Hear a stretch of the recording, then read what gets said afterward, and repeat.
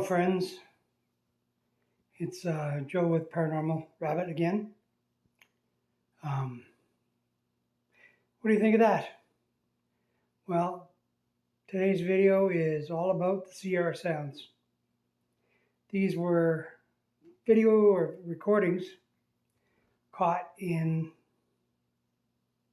Sierra Nevada mountains in the early 1970s. Like, subscribe, put a comment down below. And yeah, here we go, down the rabbit hole. Are you ready?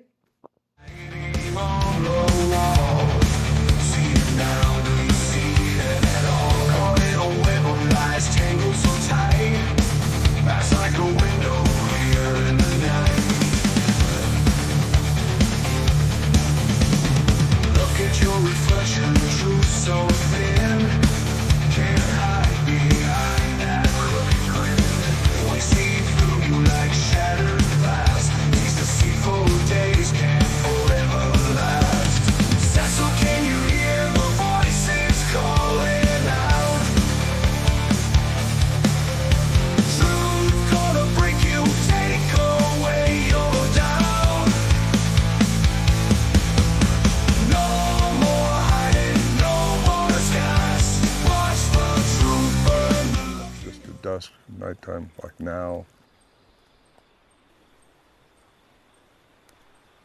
The first time I ever heard anything was later in '71. I came back up with the guys and we was here by the stove. There was a stove here then. And as soon as it starts getting dark, we'd go in.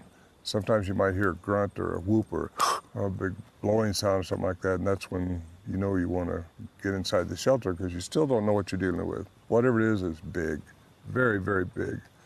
We all go inside, close the shelter door, and that's a log that we put between these trees, and then we'd strap it inside a cable, and then they would start making their sounds.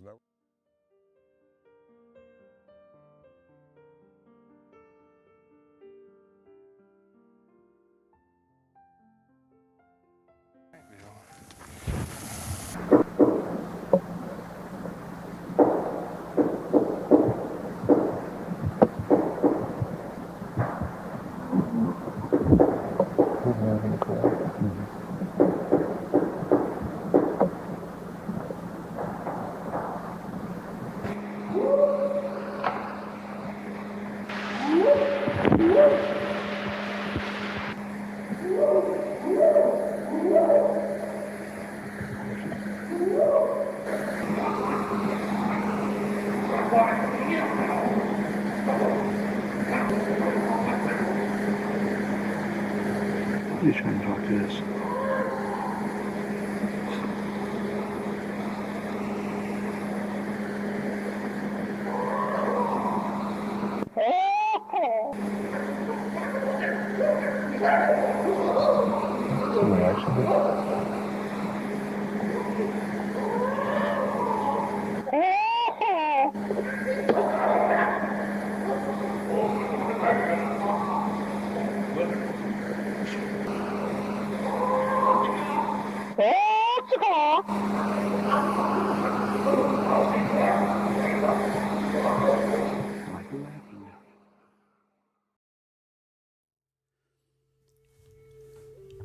In the heart of the Sierra Nevada mountains, where wilderness still holds its secrets, a story that unfolds challenges our understanding of the natural world.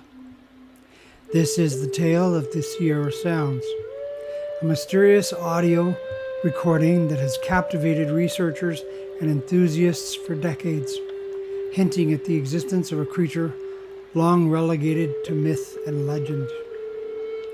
Bigfoot. Our story begins in 1971 with a man named Ron Moorhead.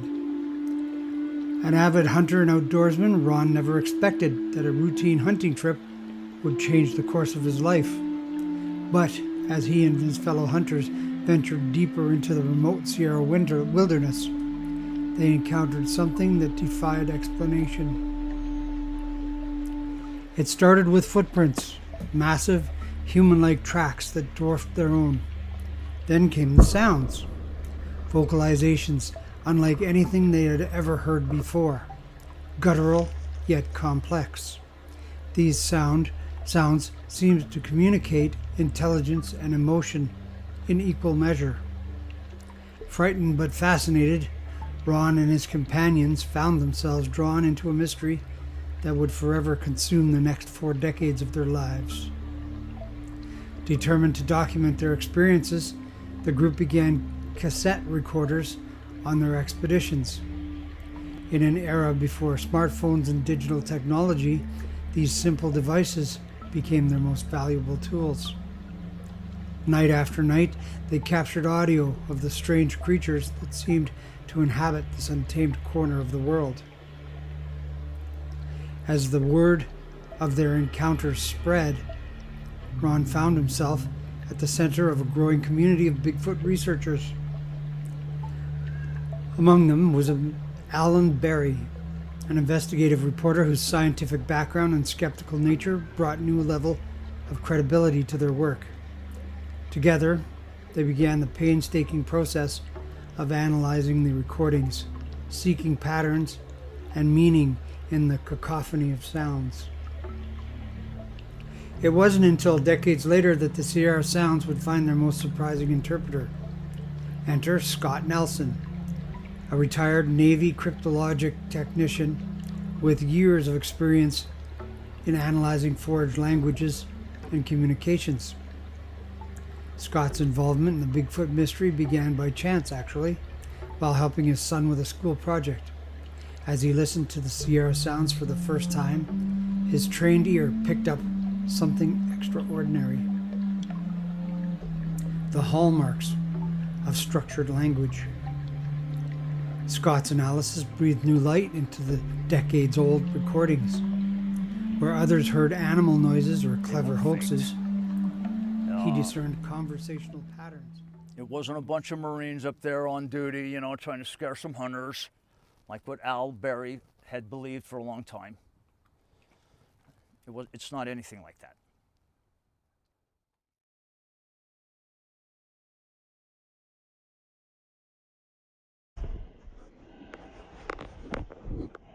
The reason that I would know is because I was trained in the very best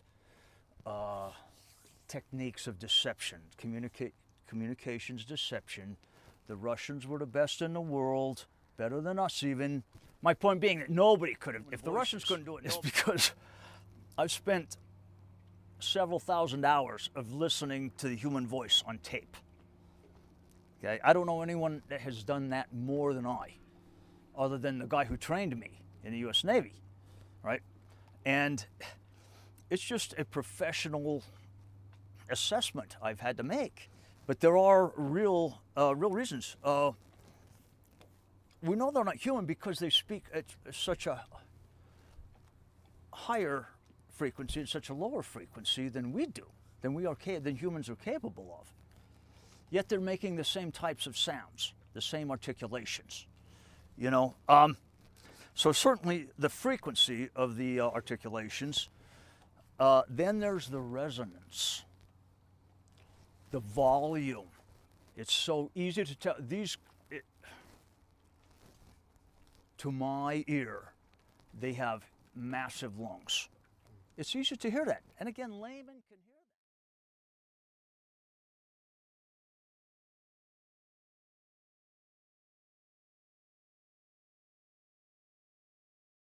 As they continued their work, Ron and Scott found themselves navigating the complex and often contentious world of Bigfoot research. They faced skepticism from the scientific community, which demanded physical evidence beyond audio recordings. They also grappled with the ethical questions, such as whether it would be justified to kill a Bigfoot to prove its existence. Both men stood firmly against this measure, believing that these creatures, if real, deserved protection and respect. The Sierra Sounds became a touchstone in the Bigfoot community, sparking debates and inspiring new generations of researchers. They were studied at universities, analyzed with cutting-edge audio technology, and scrutinized by linguists and biologists alike. Yet for all the scientific attention, the true nature of the sounds remained elusive. One recording in particular became the centerpiece of Ron and Scott's work. Captured on a tense night in the Sierra camp, it seemed to document an interaction between two Bigfoot.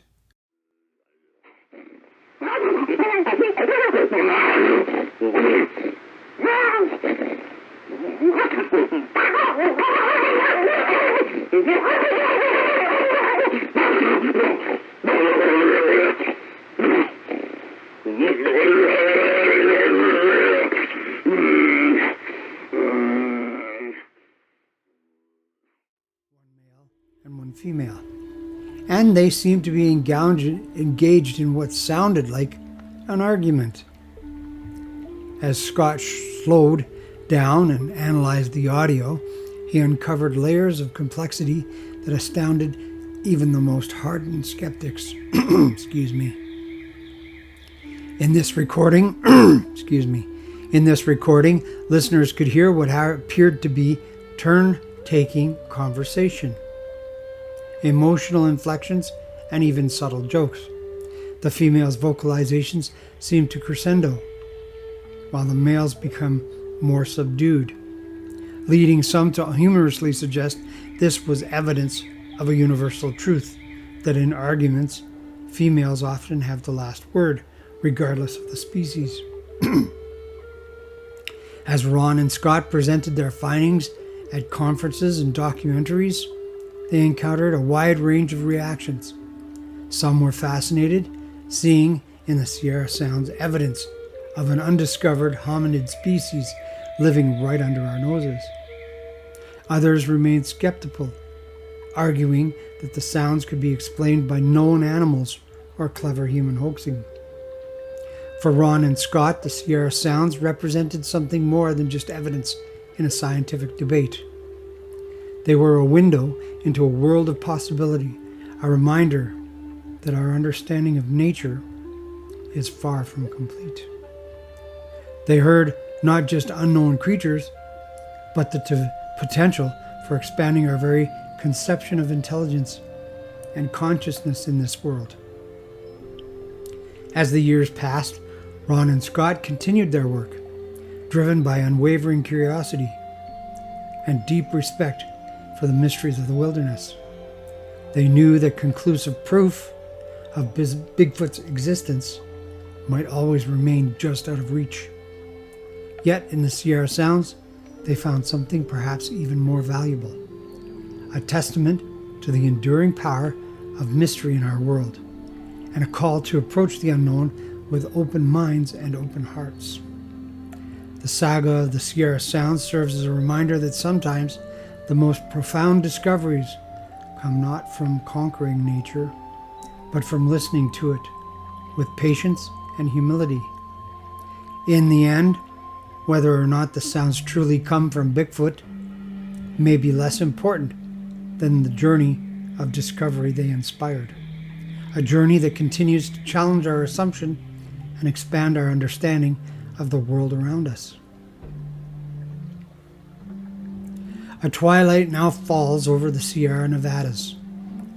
The forests still echo with unexplained sounds. For those willing to listen, like Ron and Scott, these echoes carry not just the possibility of undiscovered creatures, but the promise of an endless wonder of the natural world. The mystery of the Sierra Sounds endures and captivates imaginations that challenges our boundaries of what we think we know.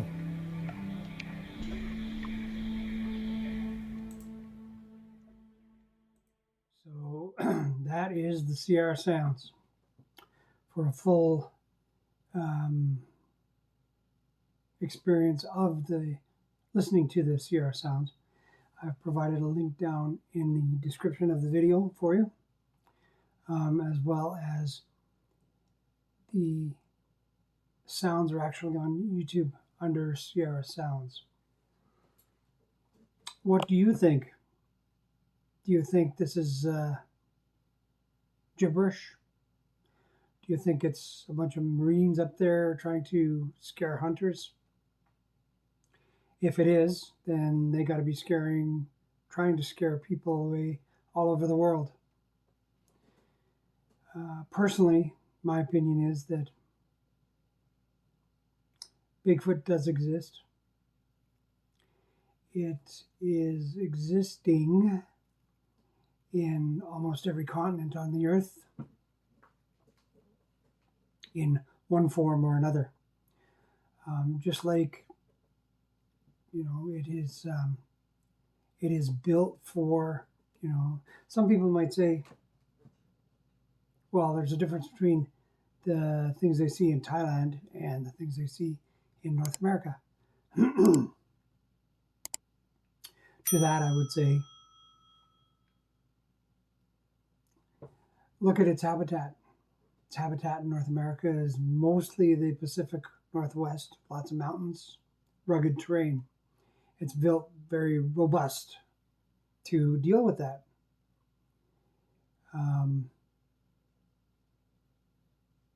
In Thailand, it's got no mountains to climb, it's just a lot of jungle. Same as in China. Russia has a lot of snow, cold weather, forest. Himalayan, the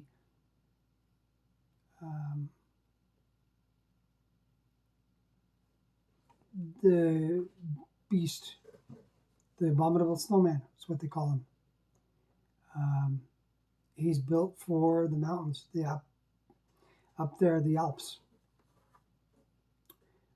Wherever you go, and there is one of these, they are built for their environment. That's it. Let me know what you think about the video. Post a comment down. Remember to like, subscribe. Take care, and we'll see you soon.